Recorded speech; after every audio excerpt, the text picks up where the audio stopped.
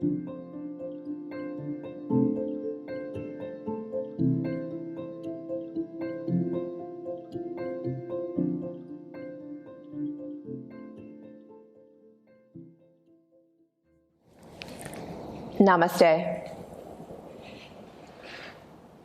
Welcome, everyone. This is a series for anxiety. It can be deemed yoga for anxiety, yoga for stress, yoga for emotional times, yoga for hard times, any of those that resonate with you. And what this series will entail is a few different things that you can do in times of stress and anxiety. And so each of these 4 classes will have a theme to them. And you can pick and choose once you've done them all to create a toolkit for yourself. So first, let's talk a little bit about anxiety. What is anxiety? Everyone has anxiety. The difference is that it can be very situation specific, or it can be a prolonged experience. And when we talk about these different opportunities to examine anxiety, it is or it can be important to notice whether this is something that is very short term or whether this is long term. To be honest, it doesn't particularly matter whether it's short-term or long-term in terms of what you do to manage these sensations that are happening. Where it can become different is that for short-term or situation-specific anxiety, then you may need to do things for a short period of time and then just kind of keep them in the back of your mind for future.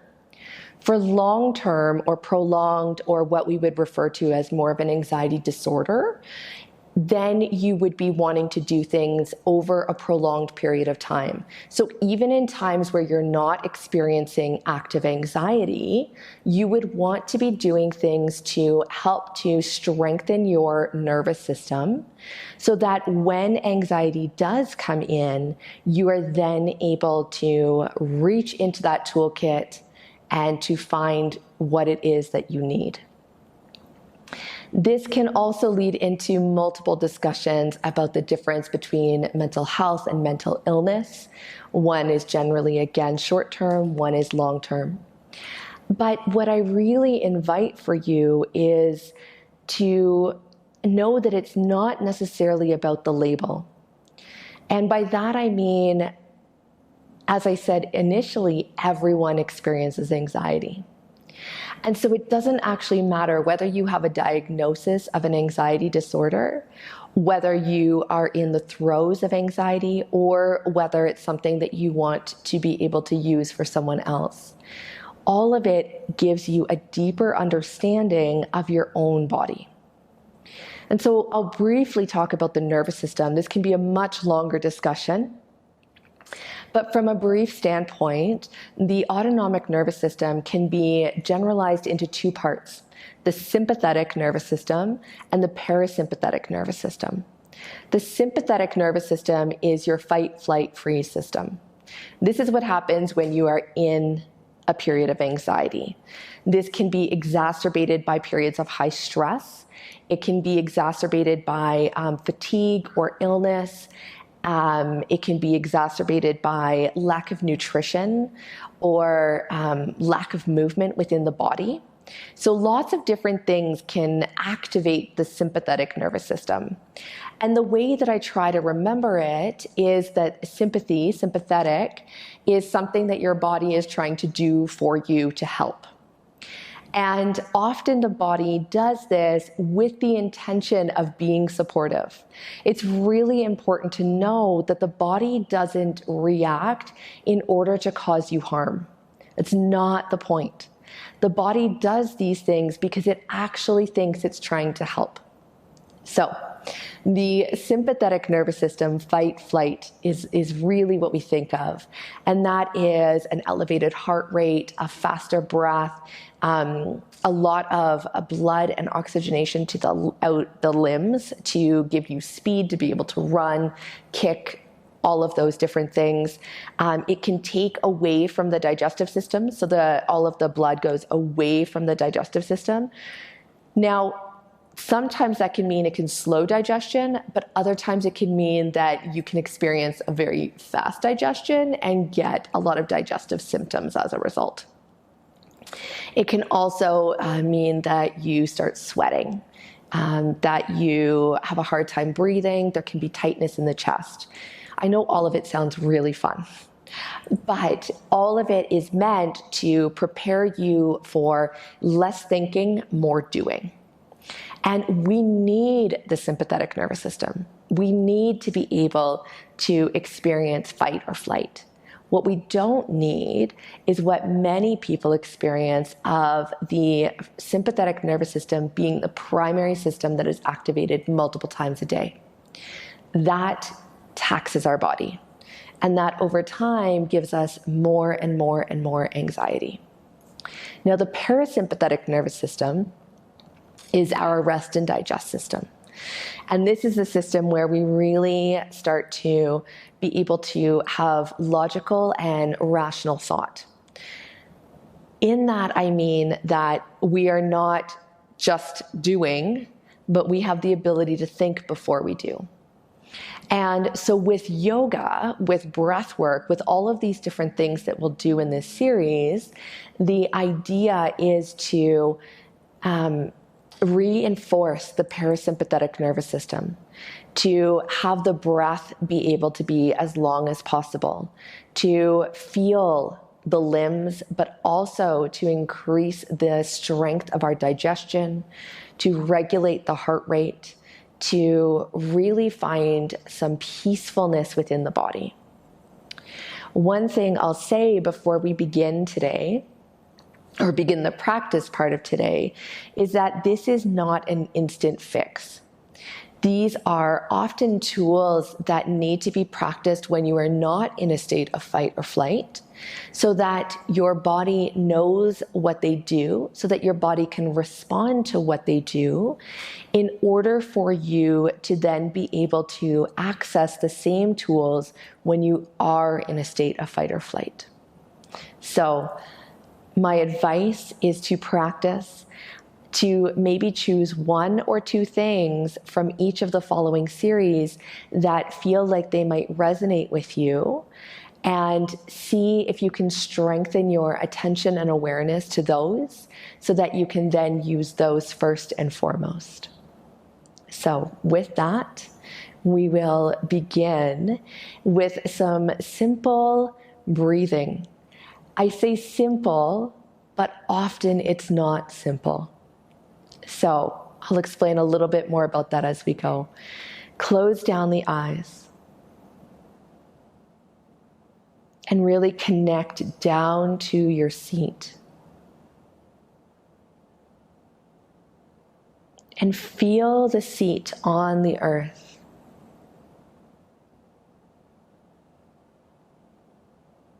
Notice where is connected to the earth. And the earth in your case may be a bed or a chair or the floor or the grass. But whatever is below you, tap into that.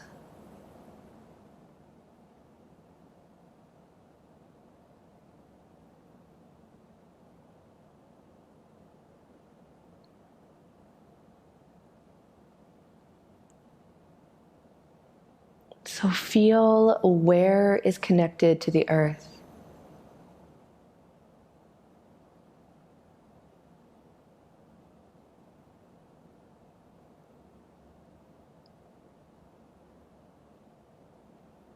And now comes the breath. With your intention entirely focused on the earth. Take a deep inhale, as deep as you can, and draw the energy up from the earth. And then exhale and release it all back down. Again, inhale, draw the energy up from the earth. And exhale. And keep going like this for a few more rounds. And just notice how it feels to connect the breath to the earth. There's no right or wrong in any of the things that we do.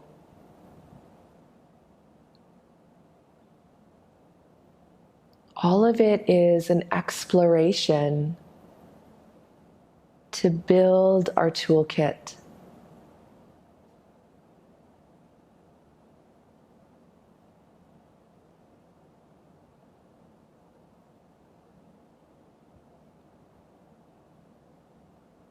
One more round.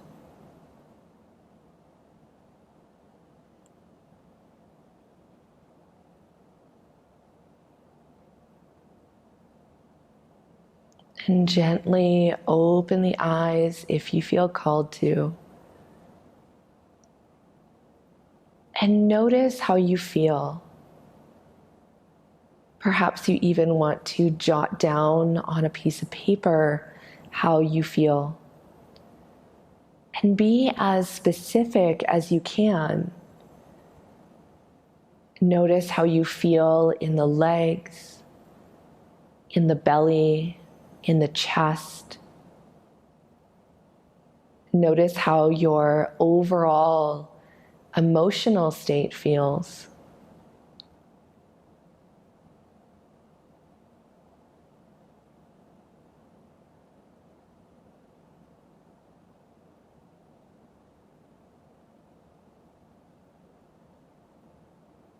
And the reason that I say that this is simple and not simple is that depending on what the quality of breath feels like in this moment, it may be very difficult to draw the attention of the earth up into your body.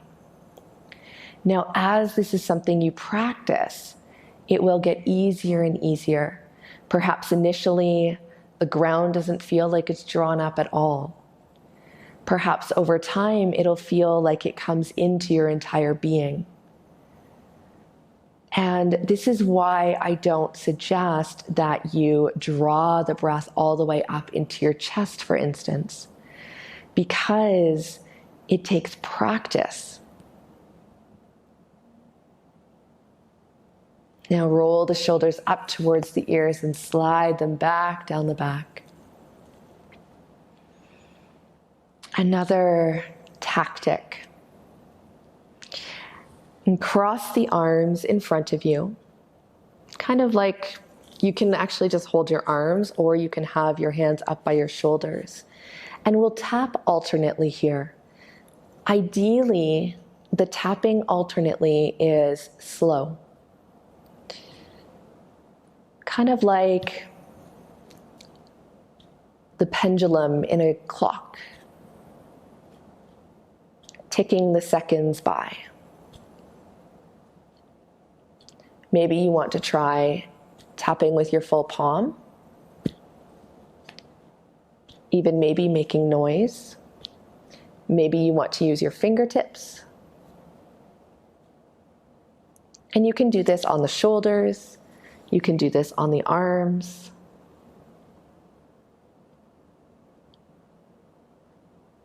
If it feels best, you can actually do this on the legs. So why crossed arms? When you cross your arms, you engage both sides of the hemispheres of your brain. So it requires extra thought. And this thought isn't conscious thought. This is something that can happen on the inside. But as you do this, it gives your body an opportunity to start to really slow down. In the beginning, it may be difficult to even feel the difference from one side to the next.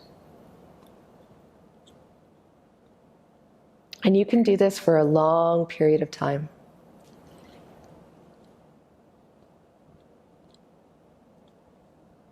And you can do this almost anywhere. I don't recommend doing this when you're driving.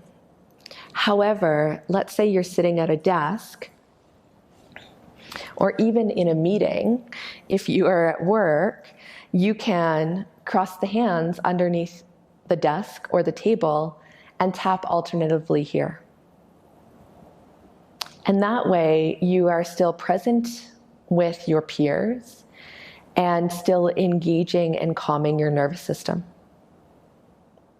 So this is something that can be done at any time of day. If you wake up feeling anxious, it can be really good to do before you get out of bed. It can be really nice to do before you go to bed. If you are in the throes of anxiety, you also may want to try to tap your feet. The reason for this is the feet are what's closest to the ground. And so drawing in the understanding of grounding the energy while also tapping. Now, if crossing your arms isn't possible, then of course, leave them uncrossed and you can tap back and forth.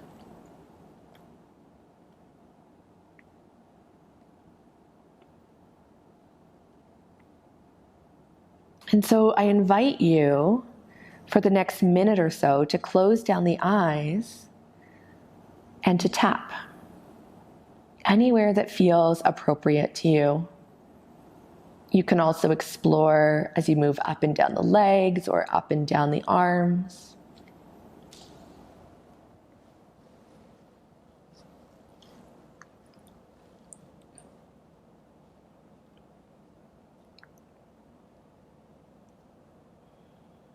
And then sense into whether one side has a stronger tap than the other.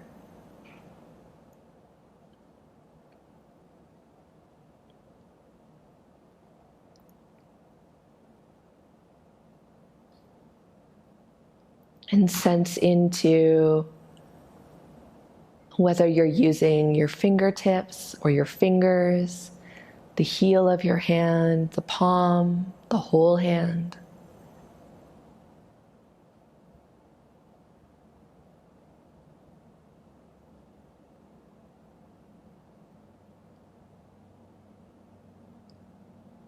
Sense into whether you can feel a difference from one side to the next.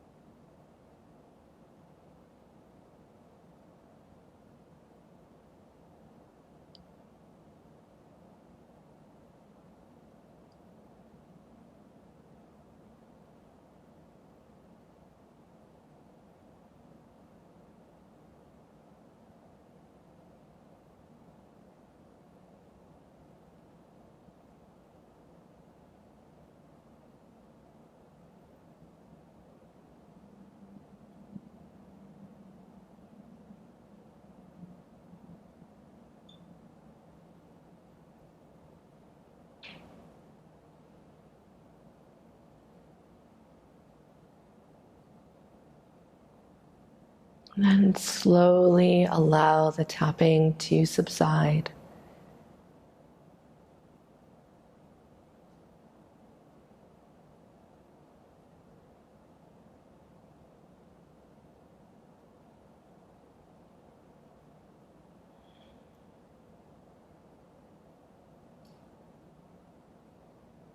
And notice how you feel in your body.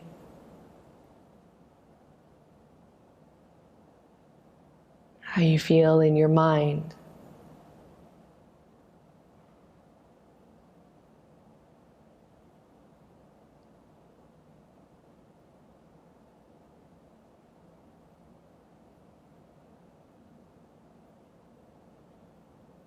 And if you feel called to, you're welcome to jot down some notes.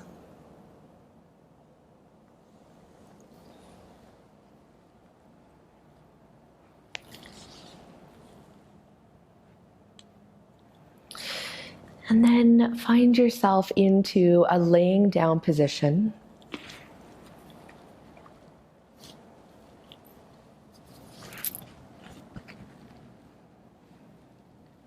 And get as comfortable as you can.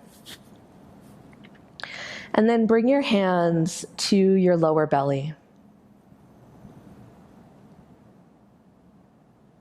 And feel here the sensation of the belly beneath the hands.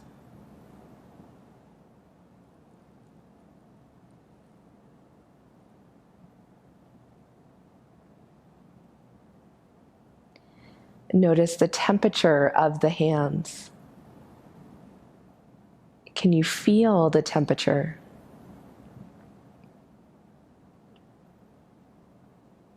And notice the weight of the hands.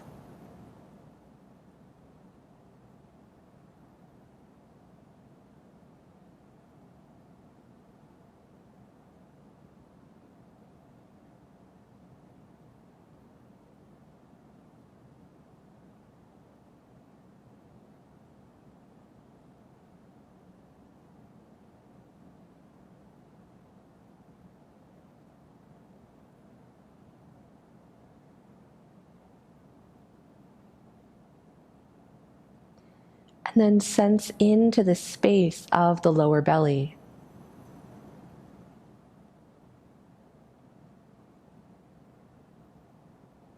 Does it feel warm or cool? Heavy or light?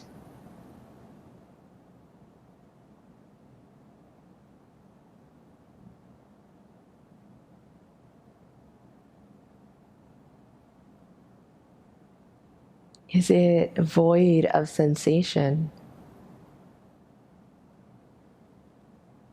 Does it feel numb?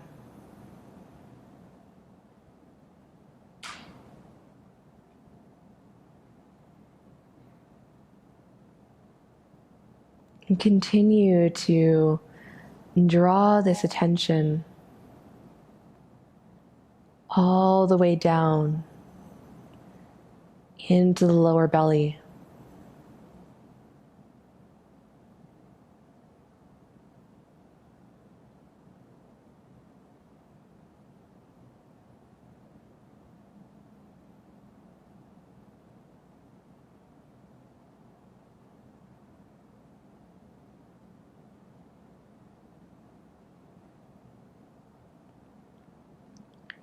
The more the attention can be directed to the lower belly, the less it can be in the head. This is a tactic that is used to increase the awareness of the rest of the body.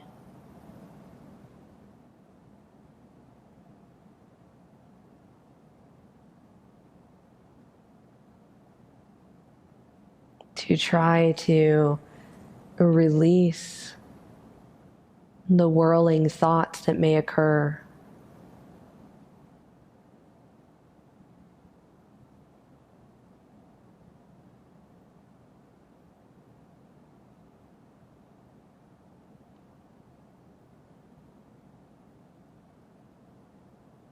Notice whether there's been a change in temperature, either in the hands or in the lower belly.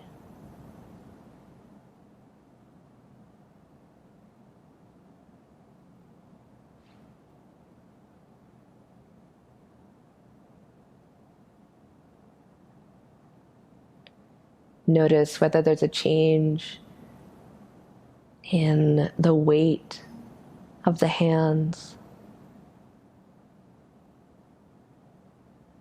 in the weight of the sensation of the belly.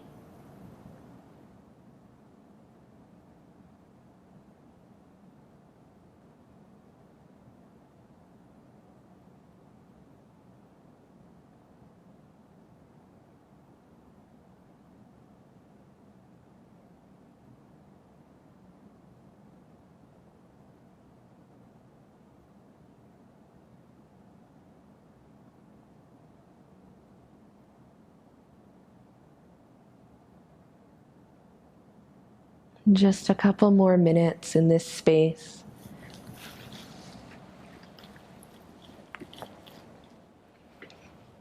as you continue to return to your lower belly over and over again.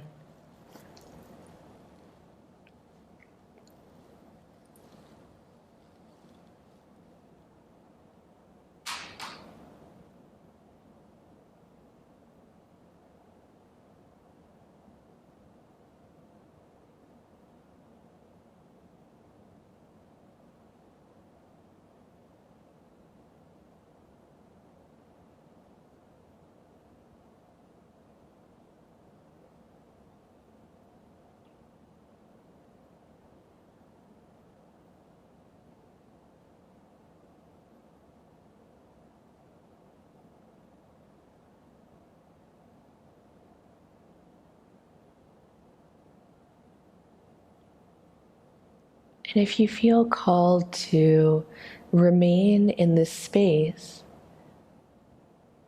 simply stay where you are as we sign off. If it's comfortable for you, perhaps drifting off to sleep.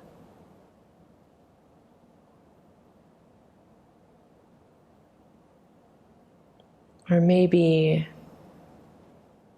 it's an opportunity for you to cultivate a few moments of loving kindness for yourself.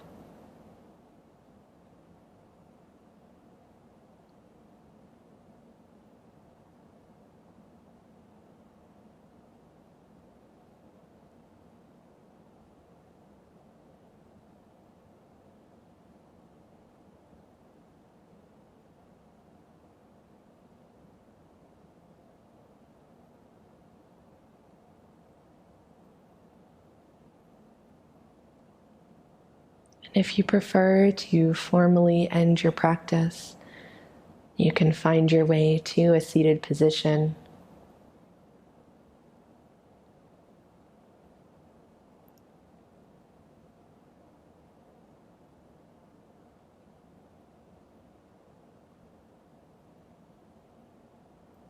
And bring your hands to heart center. Namaste.